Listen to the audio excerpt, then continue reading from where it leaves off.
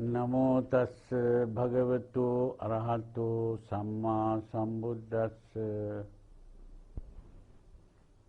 Today we are going to talk about soteriology in Buddhism. Now this word soteriology refers to the idea of salvation. So it's also a Christian word that we are using, but there is a concept of salvation in Buddhism. But here when we talk about salvation, we are not talking about saving the soul, because we don't believe in a thing called a soul. But still, there is this concept of salvation in a different way, and that is to talk about what is called nirvana. And that means now Buddhists believe that this process of rebirth takes place again and again. Now for the Christian, there is only one life. We are born and then we die, and after death either we go to heaven or we go to hell, and that is the end of it. It will be eternal hell or eternal heaven, and that's all. But for the Buddhist, when we die, we can be reborn as a human being, or we can be reborn in heaven, or even in hell, and even in spirit worlds. But still there is death, even in that world. There is no end to life like that. So it is always a continuous process of being born and dying. That is what is called samsara. So the ultimate aim of the Buddhist is not to go to heaven or to go to any other place, but to stop this process of rebirth, because this rebirth is not such a pleasant thing. This means that most of the time we are reborn in bad situations, not in good situations, because it is easy to be reborn in bad situations, because it is very easy to do bad things and be influenced by bad thoughts. Because bad thoughts is the natural thing. When we desire certain things, desire is natural. We desire pleasant things and we hate the unpleasant things. So it is quite natural to desire pleasant things and hate unpleasant things. And it is this desire that automatically leads to bad karma.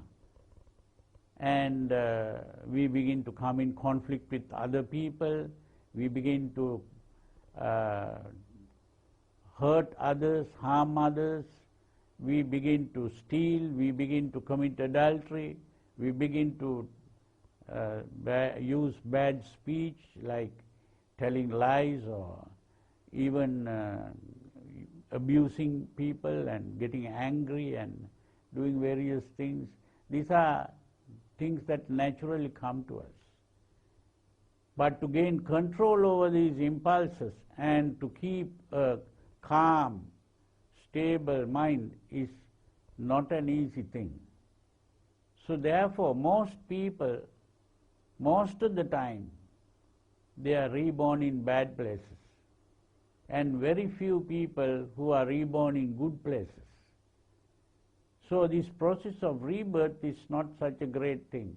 And even if you are reborn in the good places, that doesn't mean that you have escaped all the unpleasant things, because you can die from there and be reborn in the bad places for the bad things you have been doing in the past. So this is why that process of rebirth is not such a pleasant thing. And so the Buddha decided that the right thing is to be able to stop this process of rebirth. And it was not only the Buddha, there were so many religious teachers in India at that time who were trying to stop this process of rebirth. And along with this process of rebirth and coming into existence, there is always the concept of a self. And these emotions are all self-centered. And the concept of self also remains. So this is why a bodhisattva is a person who begins to practice a good life in the midst of all these bad influences coming, and purifying the mind through many lives, not just in one life, going through this effort to purify the mind through many lives, and ultimately find the way out and become a Buddha. So such a person who becomes a Buddha is very rare in the world, and only after millions and millions of years you find a Buddha being reborn and ultimately coming out of this process of rebirth.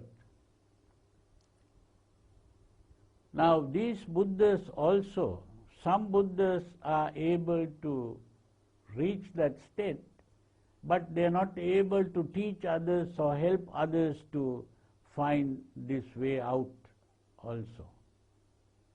So a person who is able to teach and help others is even more rare. And then such a person is called a Samma Sambuddha.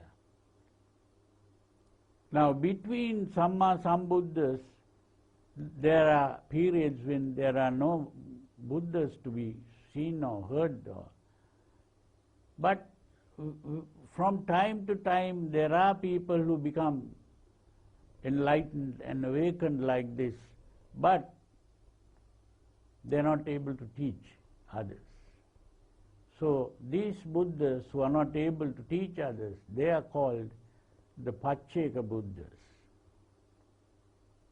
Then of course the third kind of Buddha is the student Buddha, who begins to learn from a Samma Sambuddha, and by learning from a Samma Sambuddha is able to reach that state of perfection and come out of samsara. Such a Buddha is called a Shravaka Buddha.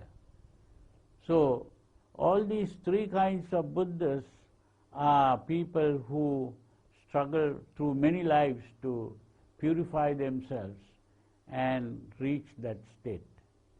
So it is very important to know about the how this samsara is brought to an end. It has to happen not automatically. Some believe that it happens automatically, but what the Buddha pointed out was it doesn't happen automatically. It has to come out through a conscious effort.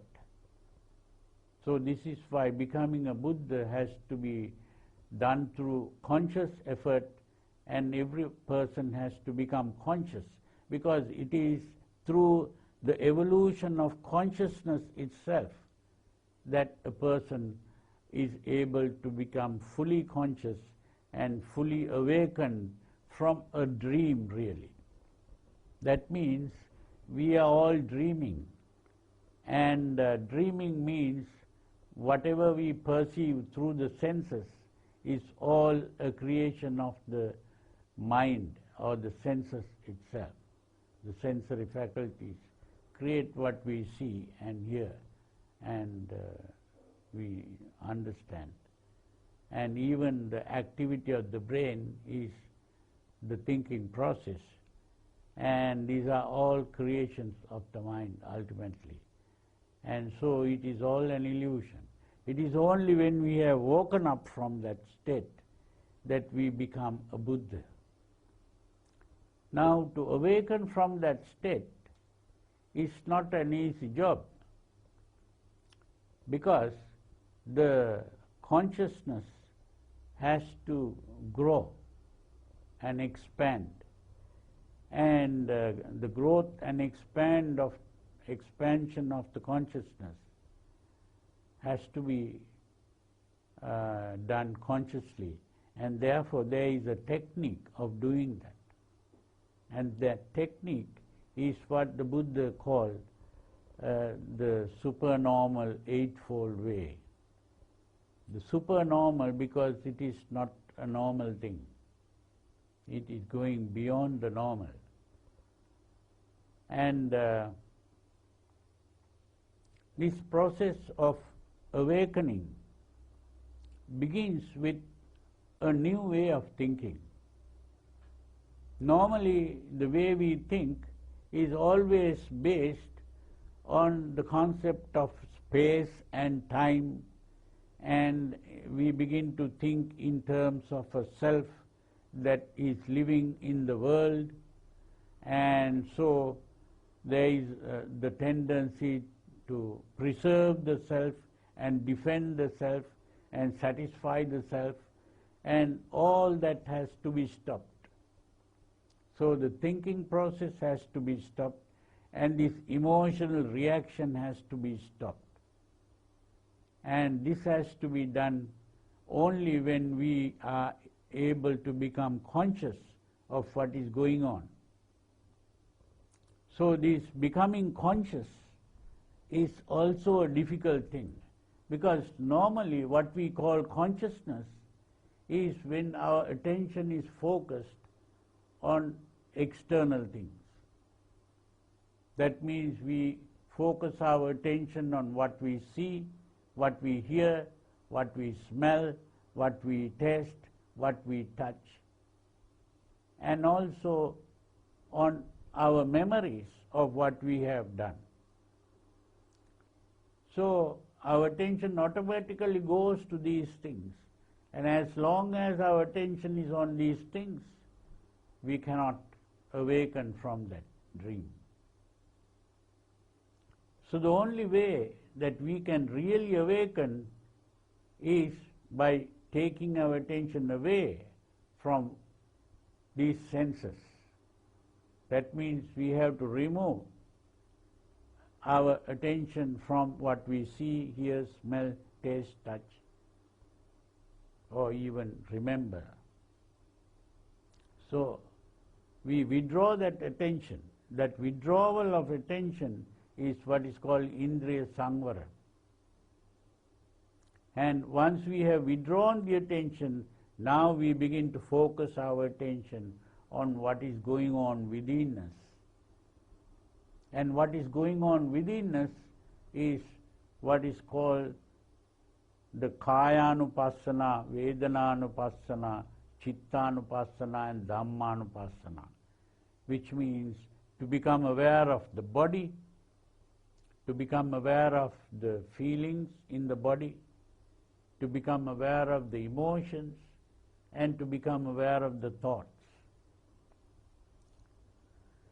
Now this becoming aware of these things is really becoming aware of the reaction of an organism to environmental stimulation. We are all organisms. We are like a machine that reacts to stimulation. Like now there is a machine that you press a button and put a coin, something comes out. It's like that. Our whole body is like a machine that when light falls on the eye you begin to see, and then you form concepts about what you see, and then you get emotionally excited, and then you act. So this is like a machine. So it's all happening mechanically. And that means it is happening unconsciously. We are not really conscious of what is going on. So, but becoming conscious is the way to stop that reaction. So that reaction can be stopped only by becoming conscious. And to become conscious is to stop focusing our attention on this, what we see, hear, smell, taste, touch, and then to focus our attention on that reaction itself. So when we focus our attention on the body, the feelings, the emotions and the thoughts, we are really focusing our attention on the reaction of the organism. So it is this way that we begin to be able to gain control over these reactions. And it is the reaction that leads to further rebirth in the form of karma and rebirth. And this rebirth is what leads to the continuation of the samsara. So the samsara continues due to the continuation of the reaction. So we have to learn to stop the reaction by becoming fully aware. And this full awareness is ultimately the awakening from the dream. And the dream is a dream of existence. We think we are existing. That existence itself is a dream. And when we awaken from that dream, we begin to realize that we do not really exist.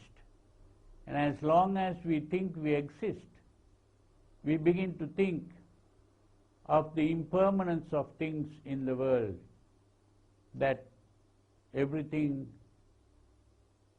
comes into being through the presence of the necessary conditions, and then it ceases to be when the conditions are absent, and that is the impermanence of things. And because we become attached to things that are impermanent, we begin to suffer when these things go away from us. That is the suffering. And then, of course, when we begin to understand that what is impermanent and producing unhappiness is not under our control, and if it is not under our control, it cannot be called mine or myself. So that this whole body is behaving not as we want, because it begins to grow old, fall sick and die. And so even the body is not mine. If the body is not mine, how can other bodies be mine? So we cannot have anything in the world. We don't own anything in the world. And when we have understood that, we begin to see that there is nothing that we can call I or me. And if there is nothing to call I or me, there is nothing to call myself. And if there is nothing to call myself, then I don't exist here. So if I don't exist, how can I grow old? How can I fall sick? How can I die if I don't exist? So it is only because we are carrying an idea that we are existing that we have all the problems. If we realize that we are not really existing, then there is nothing to worry about. That is the end of suffering. So the real end of suffering is what is called nirvana. But this nirvana is not eternal life, nor is it eternal annihilation. It is simply freedom from the illusion of existence. And it is through this freedom from the illusion of existence that all suffering comes to an end. So that is the nature of nirvana. And nirvana, normally people begin to understand in many ways. Some people think all religions are actually thinking of freedom from death, which is immortality. Everyone wants immortality. But here the Buddha points out the only way to get rid of immortality or to get rid of mortality is to gain freedom from the illusion of existence. It is only when we are free of the illusion of existence that we become really immortal, not by becoming gaining eternal life, but by gaining freedom from the illusion of existence. And that is nirvana. And nirvana we can think in 3 different ways. That is, nirvana is a state where a person is always good, perfect in goodness, because all bad behavior has disappeared in that person. That is goodness of behavior. Now the next one is, we can also think of nirvana as a state of purity of mind, the mental purity, free from all the self-centered emotions in the form of lust and passion, and freedom from hatred, anger and things like that, and also freedom from fears and worries and anxieties, so that the mind is purified, and when the mind is purified, the mind is also happy. So that is why some speak of it as infinite bliss. Now the bliss doesn't mean that it is some kind of pleasant sensation, but it is a state of happiness, free from all unhappiness, because the mind is pure. The purity of mind, which is freedom from lust, hate and delusion, which is lobha, dosa and moha. Freedom from lobha, dosa and moha, which is freedom from lust, hate and delusion. And we can also speak of the cognitive process. That means the person who has entered nirvana is free from what has been cognized. So what has been cognized simply means that we are able to see things in the form of solids and liquids and maybe gases and various forms. So, but when we see that what we see is not really a real existence, it is only an appearance. So what we see is only an appearance, not a reality. And when we have seen that, we are free from the illusions that we are able to perceive. And we are also not attached to those illusions. It is like a magician looking at a magic show. Now the normal person looking at the magic show will be surprised. Oh, how did this happen? How did this person do this? But a magician looking at the magic show knows how those things are being done, and therefore the magic is not magic anymore to the magician. So in a similar way, to the ordinary person, the world that is perceived is a very real thing and begins to become attached to various things and all that. But the person who has understood how things are happening, that is no more a reality, and people are not attached to these things. So that is how the Arahant will be able to see the world and be free from the illusions of existence. And so when we speak of nirvana, we can speak of nirvana in these three ways. One is in terms of the behavior of the person who has entered nirvana. The other is in terms of the purity of mind of the person and the happiness derived from that, and also the freedom from the illusions, the freedom from the illusion of existence and the self and all that. And that is the meaning of nirvana, and that is the soteriology of Buddhism, which is to be completely free of all suffering, all unhappiness, and also to be free of lobha, dosa and moha.